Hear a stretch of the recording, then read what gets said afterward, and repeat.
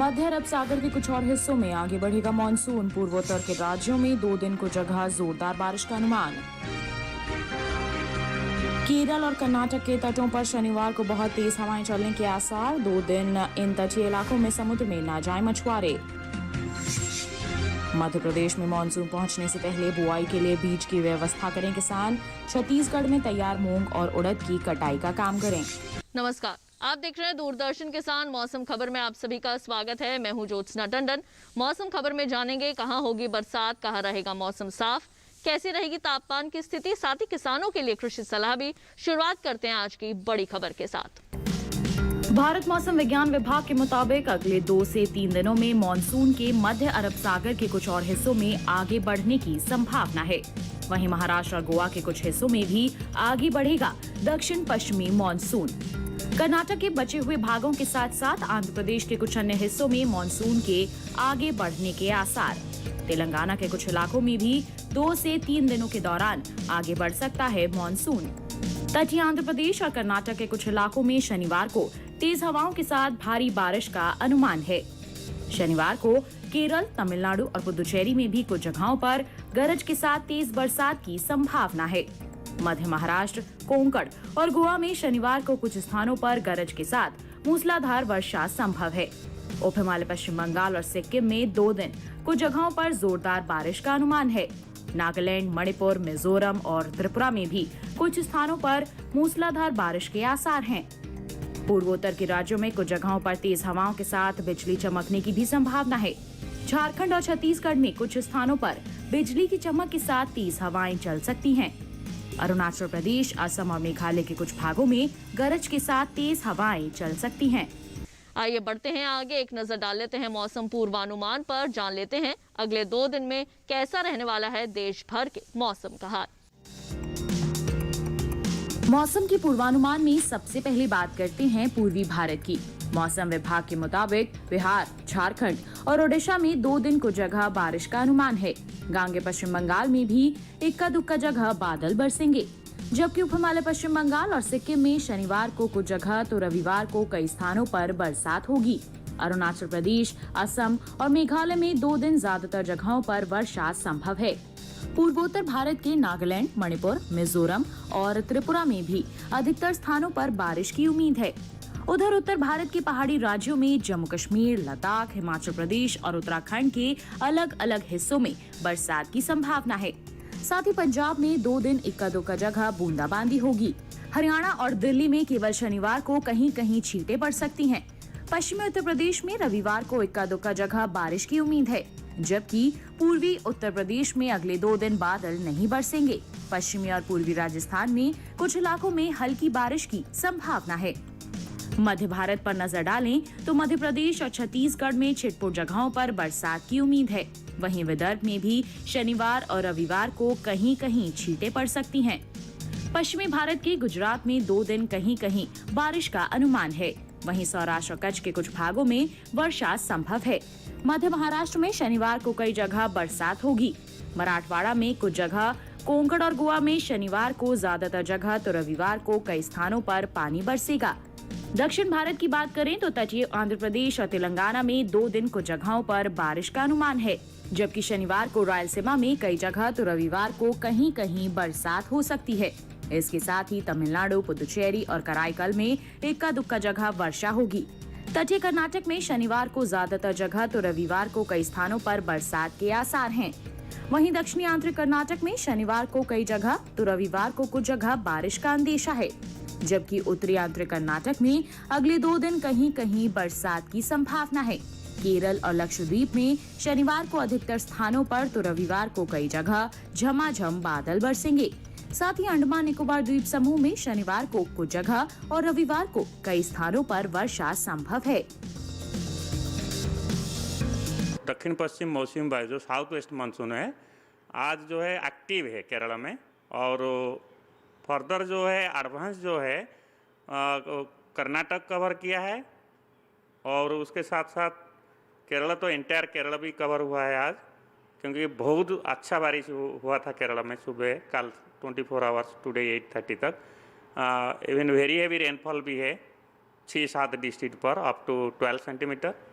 तो केरला भी कवर हुआ है कंप्लीट। उसके साथ साथ आंध्र प्रदेश का कुछ भाग और तमिलनाडु का और कुछ भाग और बे ऑफ बंगाल का कुछ और फर्दर नॉर्थ। तो अभी जो लेटेस्ट है अभी वो जो उत्तर जो लाइन बोलते हैं नॉर्दर्न लिमिट ऑफ मानसून, अभी तक जो कर्नाटक का जो करवार कोस्ट का है वहाँ तक पहुँच चुका है। उसके साथ साथ हमारा जो कर्नाटक का जो अंदरूनी इलाका जैसे विजयनगर डिस्ट्रिक्ट तक है और अनंतपुर है आंध्र प्रदेश का और वेलोर है हमारा जो तमिलनाडु इलाका का।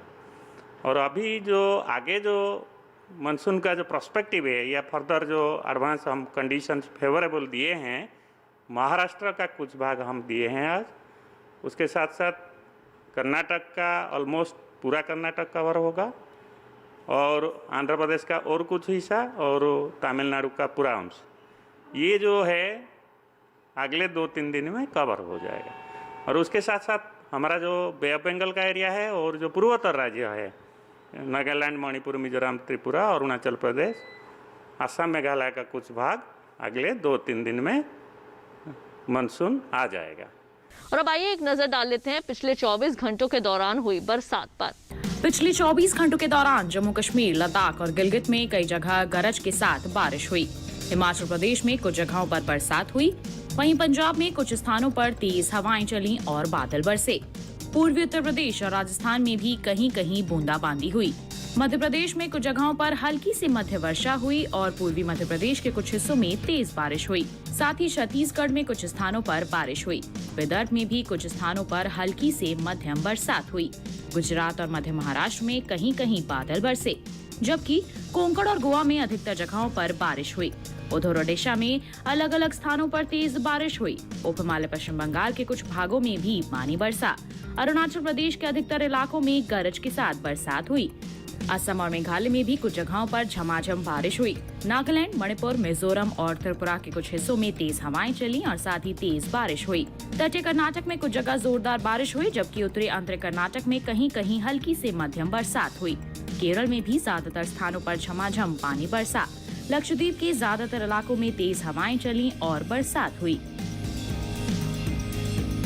आइए बढ़ते हैं आगे, जायजा ले लेते हैं तापमान की स्थिति का। सबसे पहले जानेंगे अधिकतम तापमान। सबसे पहली बात अधिकतम तापमान के हाल की।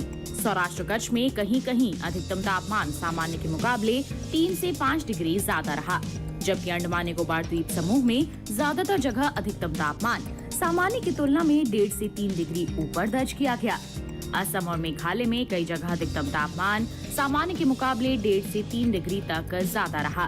उप हिमालय पश्चिम बंगाल और सिक्किम में कहीं कहीं अधिकतम तापमान सामान्य से 1.5 से 3 डिग्री तक ज्यादा आंका गया। वहीं दूसरी तरफ तमिलनाडु, पुदुचेरी, कराईकल और केरल में कुछ जगहों पर अधिकतम तापमान सामान्य के मुकाबले 1.5 से 3 डिग्री तक ज्यादा रहा। इसके विपरीत तटीय आंध्र प्रदेश, तेलंगाना और उत्तरी आंतरिक कर्नाटक में कई जगह अधिकतम तापमान सामान्य से 5 डिग्री नीचे दर्ज किया गया। उधर अरुणाचल प्रदेश में कुछ जगह अधिकतम तापमान सामान्य के मुकाबले 5 डिग्री कम रहा। हिमाचल प्रदेश में भी कुछ जगहों पर अधिकतम तापमान सामान्य से 5 डिग्री तक कम दर्ज किया गया। पंजाब में कई जगह तो पूर्वी राजस्थान के कुछ जगहों पर अधिकतम तापमान सामान्य से 5 डिग्री नीचे दर्ज किया गया। हरियाणा, दिल्ली और पश्चिमी उत्तर प्रदेश में भी अलग अलग जगहों पर अधिकतम तापमान सामान्य से 3 से 5 डिग्री तक कम मापा गया। पूर्वी मध्य प्रदेश और विदर्भ में कई इलाकों में अधिकतम तापमान सामान्य की तुलना में 3 से 5 डिग्री तक कम रहा। वहीं देश में सबसे ज्यादा तापमान पश्चिमी उत्तर प्रदेश के झांसी में 42.2 डिग्री सेल्सियस दर्ज किया गया। इसी के साथ मौसम खबर में वक्त हो चला एक छोटे से ब्रेक का। जल्द लौटेंगे वापस और आज की फसल में आपको बताएंगे कैसे आप कर सकते हैं तुरई की बुवाई। देखते रहिए दूरदर्शन के साथ।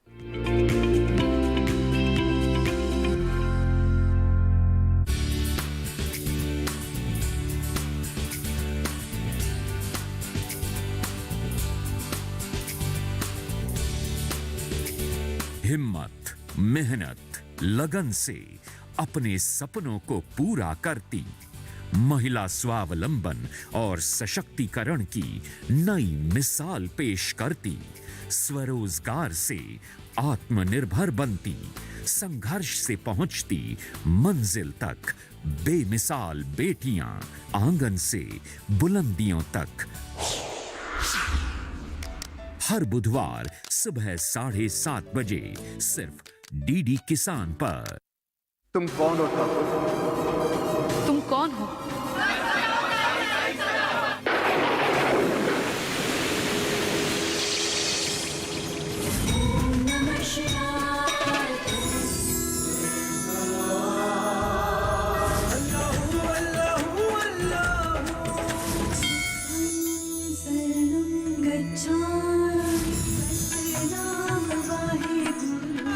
राम जी भला करेंगे।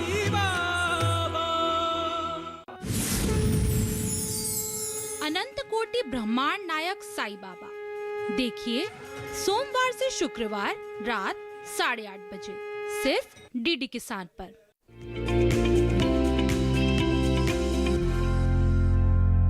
ब्रेक के बाद एक बार फिर आप सभी का स्वागत है मौसम खबर में। आइए बढ़ते हैं आगे और अब बात करते हैं खेती किसानी की।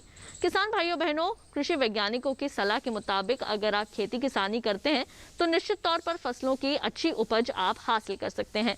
तो क्या है हमारे कृषि वैज्ञानिकों की सलाह आपके लिए, जानते हैं इस खास रिपोर्ट में। अच्छी पैदावार के लिए सही समय पर खेतीबाड़ी से जुड़े कामों को पूरा करना बहुत जरूरी है और ये समय निराई गुड़ाई से लेकर कटाई और बुआई के लिए बहुत अहम है। मध्य प्रदेश और छत्तीसगढ़ के किसान मानसून आने से पहले बुआई के लिए बीजों और उर्वरक की व्यवस्था कर लें। बुआई के लिए खरीदे गए बीजों की गुणवत्ता की जांच करना बेहद जरूरी है। आगे आने वाले दिनों में मध्य प्रदेश के सतपुड़ा पठारी इलाके में हल्की से मध्य बारिश की संभावना को देखते हुए उड़द और मूंग में सिंचाई न करें। अगर मूंग और उड़द की फसल कटाई के लिए तैयार हो चुकी है तो साफ मौसम में जल्दी कटाई कर लें। मध्य प्रदेश के विंध्य पठारी इलाके के किसान खरीफ की फसलों में उत्तम किस्म की सोयाबीन की बुआई कतारों में करें। जो किसान पहले ही सोयाबीन की बुआई कर चुके हैं, अगर वहां बारिश नहीं हो रही है तो फूल और फलियां आने के समय सिंचाई करें। इस समय किसान खरीफ की मक्का भी बो सकते हैं। इस मौसम के दौरान जायद की फसलों में फली या फल बेधक कीट लगने का खतरा है। मूंग, उड़द और कद्दू वर्गीय फसलों में कीटों की निगरानी करते रहें। वहीं छत्तीसगढ़ और ओडिशा में तैयार ग्रीष्मकालीन धान की कटाई साफ मौसम में पूरी कर लें। छत्तीसगढ़ में ग्रीष्मकालीन दलहनी फसलों जैसे मूंग और उड़द की कटाई भी कर लें। तिलहनी फसल में तिल की फसल तैयार होने पर समय पर काट लें। अगर ग्रीष्मकालीन तिल की फसल में अभी फूल या फलियां आ रही हैं, तो जरूरत के हिसाब से सिंचाई करें। छत्तीसगढ़ के किसान तैयार मूंगफली की खुदाई भी कर लें। गन्ने की फसल में निराई गुड़ाई करें और जरूरत के हिसाब से खाद व उर्वरक भी डालें। छत्तीसगढ़ के सूखे इलाकों में दलहनी फसलों में जरूरत के हिसाब से सिंचाई कर सकते हैं। छत्तीसगढ़ के बस्तर पठारी भाग में मिट्टी में मौजूद नमी को देखते हुए खाली खेत जोत लें और बुआई से पहले कृषि विज्ञान केंद्र या कृषि विभाग से मिट्टी की गुणवत्ता की जांच जरूर कराएं। अगर जरूरत हो तो मिट्टी में जरूरी उर्वरक डालें।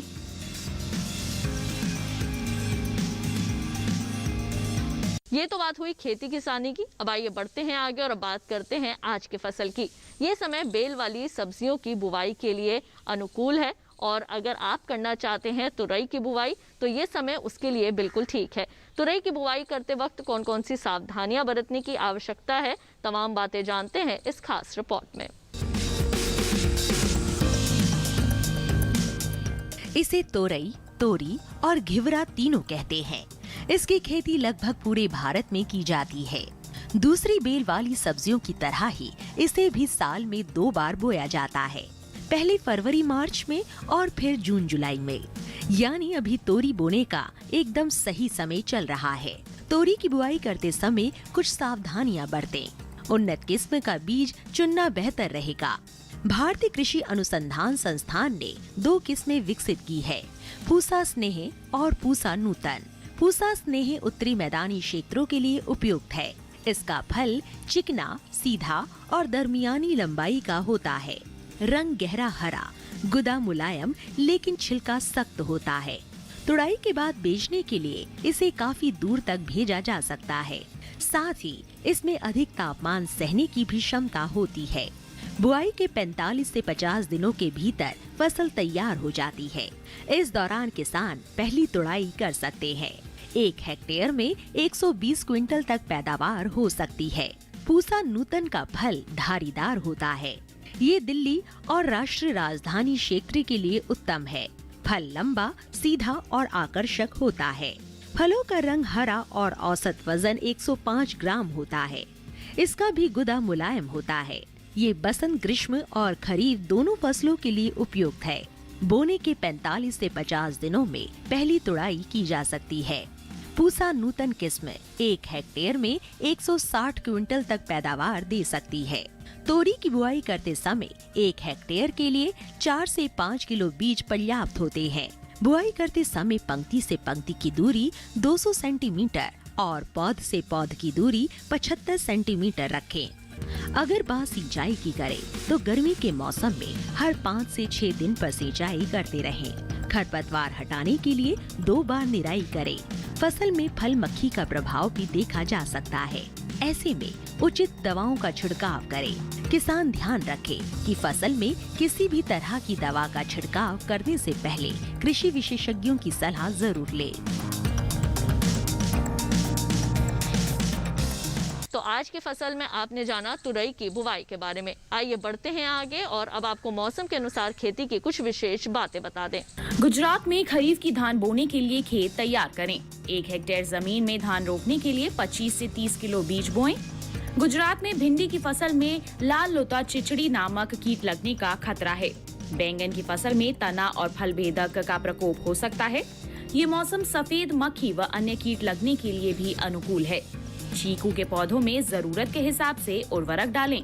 फलों के पौधों की रोपाई के पहले और दूसरे साल के दौरान निराई करते रहें। गुजरात में तैयार रबी की अरहर की कटाई कर लें। मूंग की फलियां पकने पर कटाई कर लें। वहीं गुजरात के किसान रागी की बुआई के लिए खेत भी तैयार कर लें। इसी के साथ मौसम खबर में वक्त हो चला है एक और छोटे से ब्रेक का। जल्द लौटेंगे वापस खेती और मौसम से जुड़ी अन्य जानकारियों के साथ। आप देखते रहिए दूरदर्शन किसान।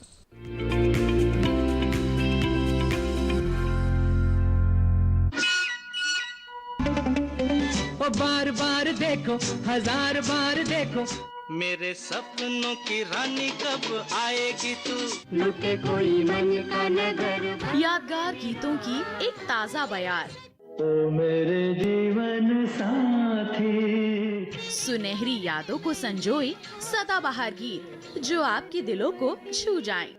सोमवार से शुक्रवार हर रोज देखें चित्रहार डीडी रेट्रो चैनल पर।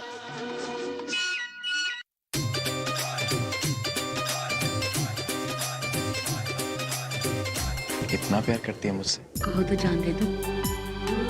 I love you कमल। दादी मेरा बच्चा।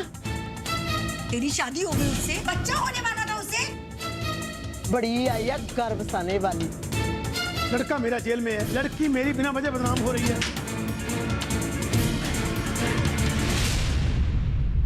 बंटवारा सोमवार से शुक्रवार रात्रि 9 बजे डीडी किसान पर।